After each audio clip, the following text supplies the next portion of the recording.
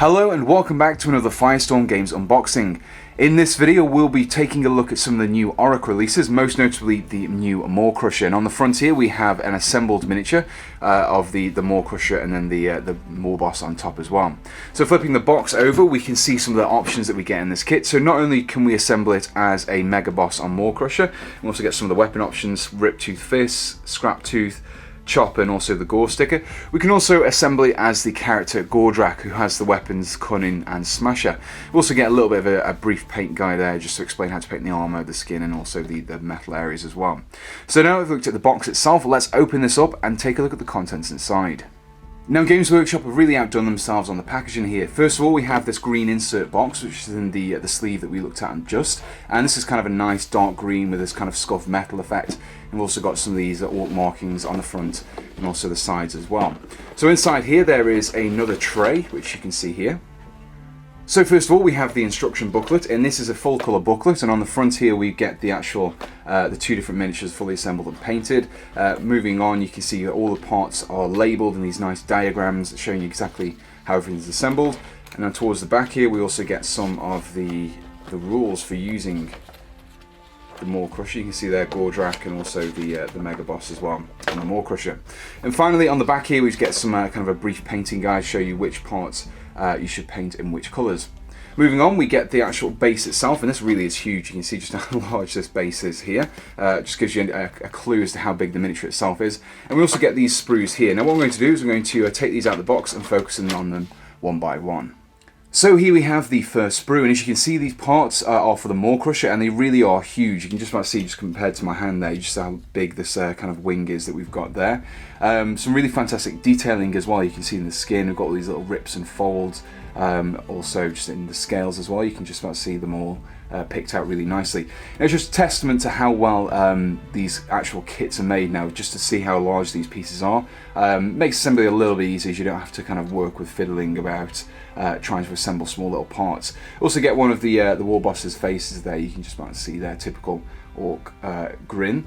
This moves us on to the next sprue, which is also one of the Maw-Krusha sprues, and you can see here we've got some more wings here. We've got an underside of the belly, not quite as scaly, but it's got all these little like pock marks you can just about see just picked out there.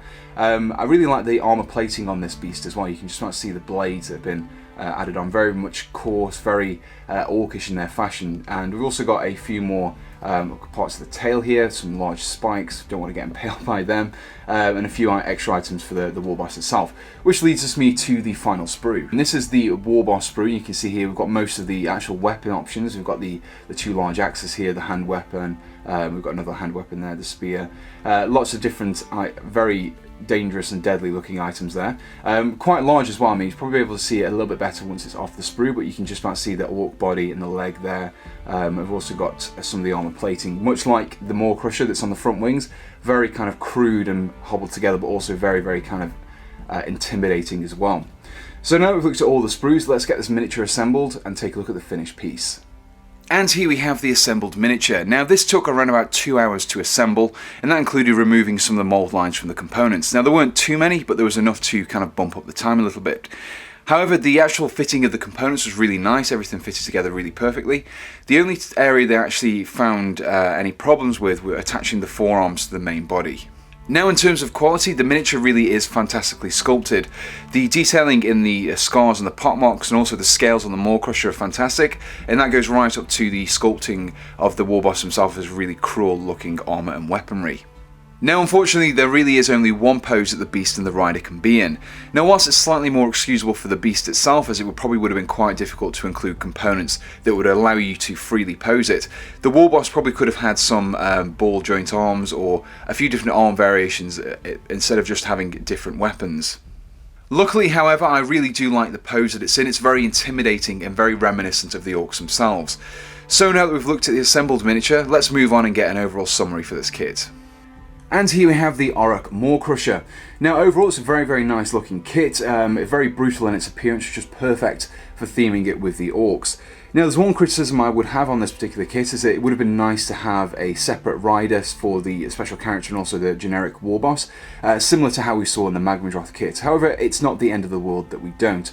You still do get a few extra weapon options that you can equip with your other Orcs, so it's not too bad. Now the RRP of this particular kit is £65, however you can pick it up from the Firestorm Games web store for £58.50, and I'll pop a link in the description below which will take you directly to the web store. Now if you enjoyed this video, do let us know in the comments below, and also subscribe to be kept up to date with all of our latest videos. So until next time, thanks for watching and goodbye.